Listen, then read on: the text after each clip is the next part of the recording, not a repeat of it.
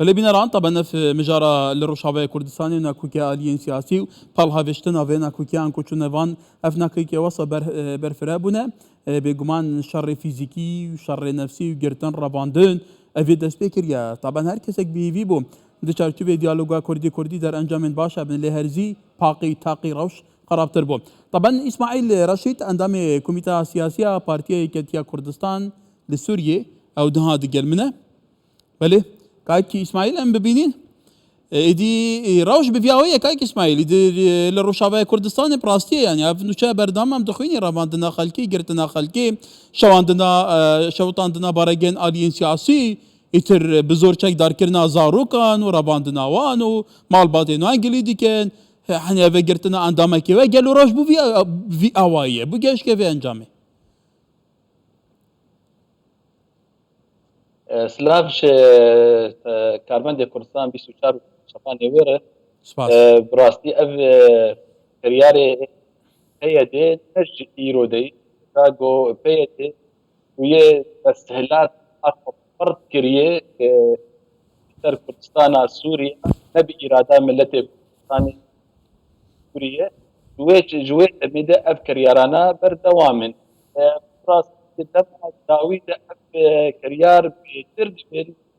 وخاص يرو ديالوجك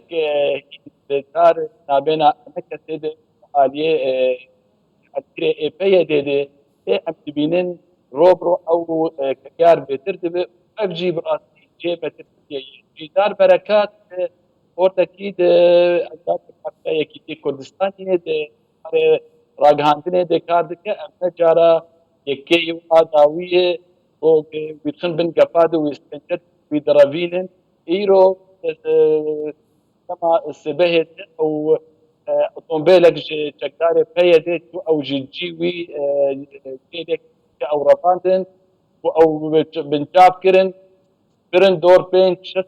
تمشميرا هشتن بيت باش او استنجكرن او قصن بن قفاد تيويش كنانتن او كفيت بيت بس في كاري كاري سياسي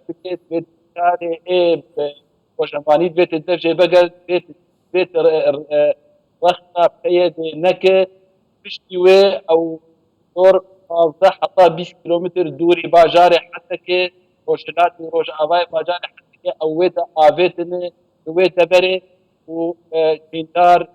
تنا خوما الويتا حطاق دمك ما يجي اوتومبيلك حاتيه طق خوجيان دي مالي روشاوي درنسيجي براسي انا كخراب ولی طبعا قايك اسماعيل مجارة روشاوية كردستان براسي يعني تماشابانيجا عندك بابتو برسين سيرو سمره هنا مجارة بحثي كونفدراليزم ديمقراطية كان بحثي آزادية سياسية كان آزادية حتى داوية كان كلو بوافي خورتا قلت كان طبعا قايك اسماعيل يعني او كبرا خوش تشك دستيدانا بنا تهديد السر روشاوية كردستان بك مجرب زمان سياسة عقد كان دام آلي جريك سياسي بويا يتر بحث سياسة كريا طبعا دچارچوب سیستم که وصاج دا گرینگ يعني تو رخنه دا جرا دا صلاة گری طبعا دا صلاة رخنه دل که گری او آلیه کو دا صلاة داره نک آلیه پریشان بید يعني دا ما افخورتا گرتی قالوا جبلي او تاقوتي او اشكنجه دانه قفن دجوارت اللي خوارنه طبعا قفن ديبورت كرني جيلي كرنا فجابنا لو توزاني صالين درباز بوي بره اف كرياري ايج ريفبريا بيد بستري خلك مي كردي سوري تيني براستي اف تشتكي نورمال جوج بارتيك هاتب نب اراده ملتكي نب هالبجاتني باجندات دولتي خلكي او فرد كردي سوري اف بريارو كاري او فرج كسر وجنبان ترس او ارما جاوان جوان كريارات تشكك مخالفي ويبه بي بن كنترولا ويدا بكينا بتكسر مخالفي ويحده بي حركه كنترولا ويدا بي سياستا ويدا مشي بي يك رنج بمشي راستي اب تشبر خرابه فيدي ورببرياوي هين بعقليه بري بينتي سال شي سال كره ايرو دم هاد وهرتن ايرو سوشيال ميديا حد مالك يدي قفاك بده قفاك كرياري خراب تر خلكي بك افشتانات بالدخاوي تر بكمن لێ ئەف خوازم ئەس بێژم ئەف